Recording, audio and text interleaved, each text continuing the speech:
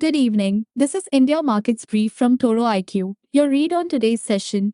India's biggest stock exchange filed to list itself today, and that single filing drove the whole session. The National Stock Exchange filed papers for a 30,000 crore rupee share sale, the largest in India's history, valuing the exchange above 5 lakh crore rupees. Here is the catch.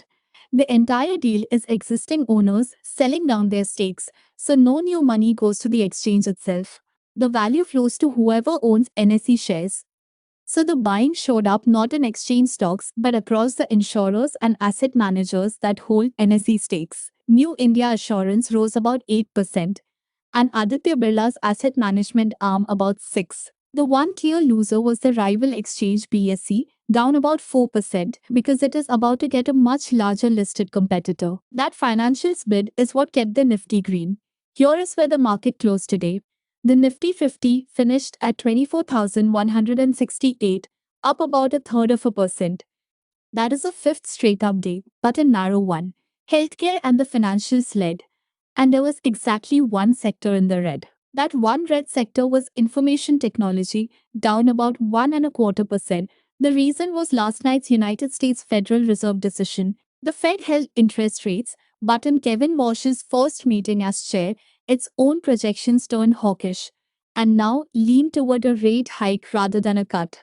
That hit Indian IT twice over. Higher United States rates lower the value the market puts on their future earnings, and a firmer rupee trims the rupee value of the dollars they earn. Infosys, TCS, and HCL Tech all fell together. Now the movers. The biggest gainer was Bata India, the footwear company, up about 16%, reportedly its best single day in 2 decades. The reason was a new boss. Bata appointed a former senior Nike executive as its chief executive, and the market read that as a turnaround signal for a brand that has lagged. The other clear theme was textiles. KPR Mill, Wellspun Living, and SP Apparels all jumped double digits together. Two trade tailwinds drove the whole cohort. The India-United Kingdom free trade deal takes effect in mid-July and gives Indian textiles duty-free access to Britain. And a reported cut in the United States tariff on Indian goods from about 50% down to about 18% brings Indian exporters closer to their Asian rivals. This was a policy move across the group, not one company story. Here is what struck me most about today. The Nifty rose for a fifth day, but it underjoined a global relief rally, and the reason was the foreign money. Around the world, equity markets bounced once the Fed decision cleared.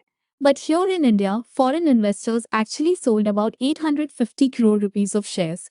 Domestic institutions bought about 3,100 crore and carried the entire day on their own. So this rally is real, but it is domestically funded, not foreign backed. And the foreigners have now turned seller. That is the single thing this advance still lags. And it is why the next few sessions of flow data matter more than the index level. Now, what to watch? Tomorrow evening, the Reserve Bank of India publishes its weekly data, including the foreign exchange reserves, worth watching for any sign the central bank is acting around the rupee near 94. And the bigger thing to track is the flows themselves. Does the foreign selling deepen or does it reverse now that the rally is resting entirely on domestic money? That's your brief.